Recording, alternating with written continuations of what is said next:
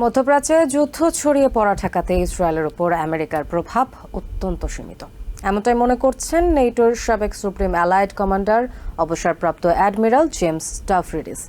প্রতিশোধ হিসেবে ইরানের উল্লেখযোগ্য স্থাপনায় ইসরায়েল হামলা চালাবে বলে মনে করেন তিনি। এদিকে ইসরায়েলের আকাশসীমাকে সম্ভাব্য মিসাইল হামলা থেকে সুরক্ষা দিতে আমেরিকা ওই অঞ্চলে অতিরিক্ত আরও কয়েক ডজন ফায়ার জেট এবং সামরিক এয়ারক্রাফট মোতায়েন করেছে, এমনটাই নিশ্চিত করেছেন নিরাপত্তা বিশ্লেষক ড্যান্ডি লুইস। লেবাননে হামলা এবং হাসান নাসরুল্লাহকে হত্যার ঘটনায় সম্প্রতি ইসরায়েল এবং হিজবুল্লাহর মধ্যকার যুদ্ধ এখন মধ্যপ্রাচ্য জুড়ে ছড়িয়ে পড়তে শুরু করেছে। কিন্তু এই যুদ্ধ ছড়িয়ে পড়া ঠেকাতে ইসরায়েলের প্রধানমন্ত্রী নেতানিয়াহুর উপর বাইডেন প্রশাসনের নিয়ন্ত্রণ অনেকটাই সীমিত বলে মনে করেন নেটোর সাবেক supreme allied commander admiral James Stavridis. পাল্টা হামলার জন্য ইরানের বড় তিনটি সম্ভাব্য লক্ষ্যবস্তু বেছে নিয়েছে ইসরায়েল, যার একটি হলো ইরানের পারমাণবিক স্থাপনা, যা খুবই কঠিন লক্ষ্যবস্তু বলে মনে করেন অ্যাডমিরাল স্টাভরিডিস। দ্বিতীয়টি হলো সামরিক এবং তৃতীয়টি হলো জ্বালানি ক্ষেত্র, যা ইরানের অর্থনীতির হৃৎপিণ্ড।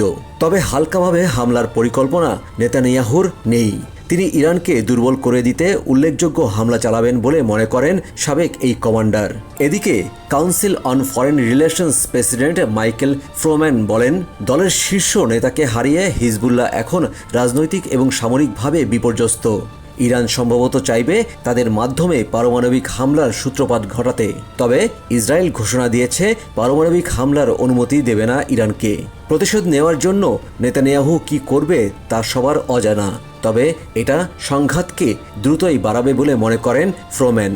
অন্যদিকে মধ্যপ্রাচ্যে আমেরিকার সামরিক উপস্থিতির পরও অতিরিক্ত আরও কয়েক ডজন ফাইটার জেট এবং সামরিক এয়ারক্রাফট মোতায়েন করেছে আমেরিকার সেনাবাহিনী, যা নিশ্চিত করেছেন এনবিসির গ্লোবাল সিকিউরিটি বিশ্লেষক ড্যান্ডি লুইস।